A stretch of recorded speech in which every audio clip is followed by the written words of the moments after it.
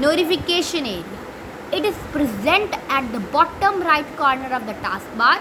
At the bottom right means right bottom पे, नीचे right पे. It displays the time, date and a group of small icons that tell us about the status of same program running or completed. That tell us the time, date, the charging, the volume. This is called the notification area. Peak button. It is present at the end of the notification area. At the end, the peak button is present.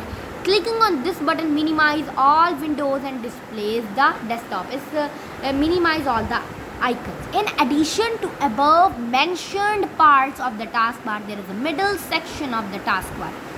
In addition to above to mention the parts of a taskbar, there is a middle section. This is which has icons of frequently used programs, which is icon when we click on it, so the program starts.